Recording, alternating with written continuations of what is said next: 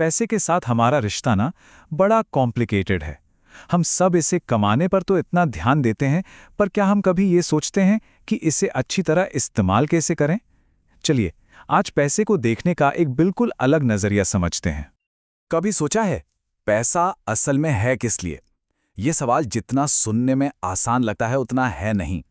ये सिर्फ बिल भरने या चीजें खरीदने के लिए नहीं है। इसका असली मकसद इससे कहीं ज्यादा गहरा है। देखिए, हमारा समाज हमें पैसा कमाना तो सिखाता है, हर कोई यही बात करता है। लेकिन उस पैसे का इस्तेमाल अपनी जिंदगी को बेहतर बनाने के लिए कैसे करें, ये कोई नहीं सिखाता। हमारा पूरा फोकस दौलत इकट्ठा करने पर रहता है, लेकिन उस दौलत से सच्ची खुशी और संतुष्टि कैसे हासिल करें, इस हुनर को हम अक्सर नजरअंदाज कर देते हैं। और यहीं पर काम आती है वित्तीय उपयोगिता की मानसिकता। ये पैसे के बारे में सोचने का एक बिल्कुल नया तरीका है। मतलब सिर्फ बैंक बैलेंस बढ़ाने के बजाय इस बात पर ध्यान देना कि जिंदगी में संतुष्टि कैसे बढ़े। तो ये वित्तीय उपयोगिता आखिर है क्या? इसे ऐसे समझिए, ये इस बात का हिसाब नहीं है कि आपके पास कितना पैसा है, बल्कि ये इस बात का माप है कि आप उस पैसे से कितनी खुशी, कितनी संतुष्टि और कितनी बेहतरी हासिल करते हैं। बात क्वालिटी की है, क्वांटिटी की नहीं।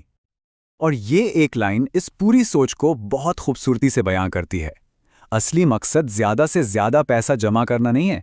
असली मकसद है एक ऐसी जिंदगी जीना जो भरपूर हो, जिसमें संतोष हो। पैसा तो बस उस मकसद तक पहुंचने का एक जरिया है, खुद मंजिल नहीं। तो सवाल ये है कि इस सोच को असल जिंदगी में कैसे लाया जाए। इसके लिए एक बहुत ही प्रैक्टिकल ढांचा है जो 3 मजबूत पिलर्स पर टिका है। आइए एक एक करके इन्हें देखते हैं। तो ये 3 स्तंभ हैं। पहला, अनुभवों में निवेश करना। दूसरा, अपना समय वापस खरीदना। और तीसरा, अपने खर्च को अपने असली मूल्यों के साथ जोड़ना। ये तीनों मिलकर ही वित्तीय उपयोगिता की नींव बनाते हैं। पहला स्तंभ कहता है कि चीजों से ज्यादा अनुभवों पर ध्यान दें, जैसे कि कहीं घूमना, कुछ नया सीखना या दोस्तों के साथ अच्छा वक्त बिताना। ऐसा इसलिए क्योंकि अनुभव हमें ऐसी यादें देते हैं जो हमेशा हमारे साथ रहती हैं। सोचिए, एक नया फोन तो कुछ साल में पुराना हो जाएगा, लेकिन एक शानदार ट्रिप की यादें वो तो हमेशा ताज़ा रहती हैं। ये हमें लोगों से जोड़ती हैं और हमारी अपनी ग्रोथ में भी मदद करती हैं। दूसरा स्तंभ है समय के बारे में, जो शायद हमारी सबसे कीमती चीज है। पैसे का इस्तेमाल उन कामों को आउटसोर्स करने के लिए किया जा सकता है जो हमें पसंद नहीं, जैसे मान लीजिए घर की सफाई। इससे जो समय और एनर्जी बचती है उसे उन चीजों में लगाया जा सकता है जो असल में मायने रखती हैं, परिवार, दोस्त या अपने शौक। और तीसरा स्तंभ है मकसद के बारे में। इसका मतलब है कि पैसा उन चीजों पर खर्च करना जो हमारे दिल के करीब हैं, हमारे मूल्यों से मेल खाती हैं, चाहे वो किसी अच्छे काम के लिए दान देना हो या लोकल कलाकारों को सपोर्ट करना हो।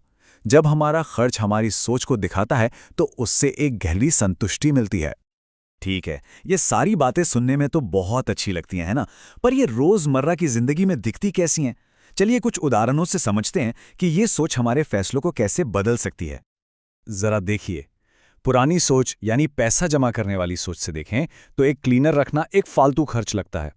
लेकिन उपयोगिता के नजरिए से देखें तो ये हर हफ्ते अपने लिए कुछ घंटे खरीदने जैसा है।